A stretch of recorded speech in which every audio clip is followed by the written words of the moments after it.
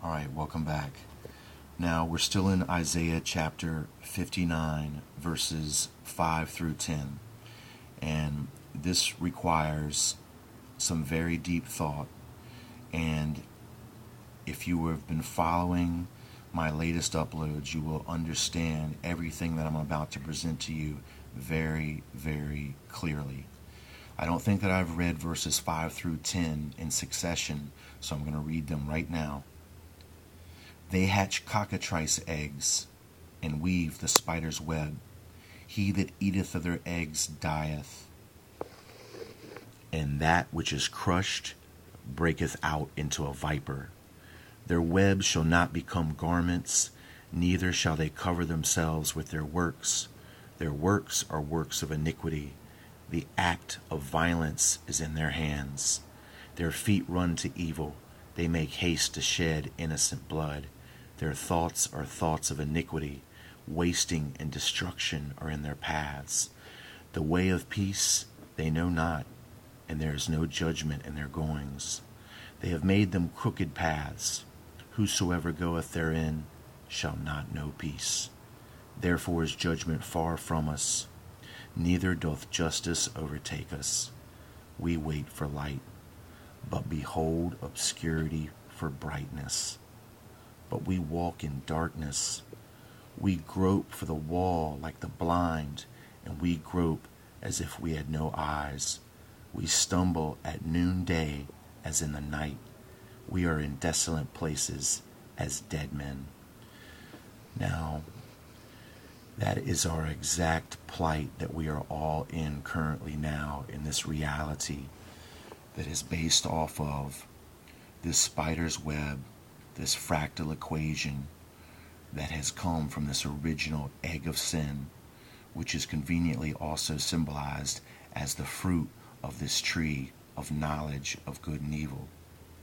So I've already given you somewhat of a breakdown here.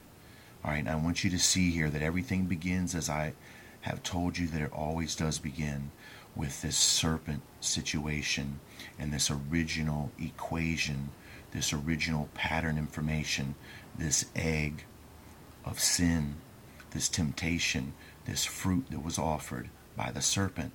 And then, of course, I've told you that that has projected itself outward from the micro into the macro. And that's exactly what you see here with this very telling descriptive verse and the weaving of the spider's web. Incredible. That is that fractal matrix.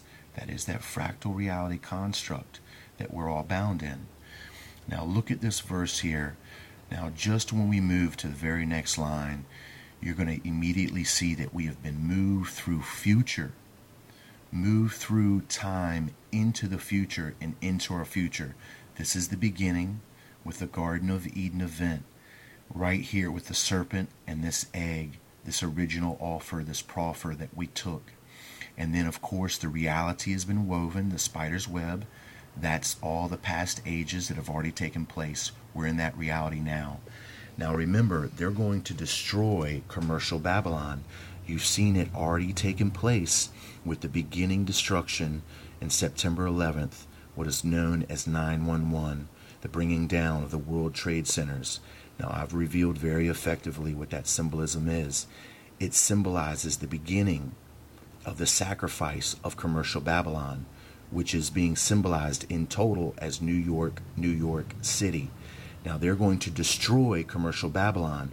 When they do, I told you that right after that happens, that's the second cup, and then we have the locusts that come out of the inner earth. Well, if you know what I've told you about the Antichrist, and the scripture reveals, the scripture says the Antichrist comes out of the inner earth also. And he comes out right after the destruction of commercial Babylon. Look at this. The egg of sin has grown itself from micro to macro into commercial Babylon. They crush commercial Babylon, and when they crush it, this egg of sin which has grown, it breaketh out into a viper. That's the Antichrist. Think very deeply. Think very deeply, my friends. I'll be back.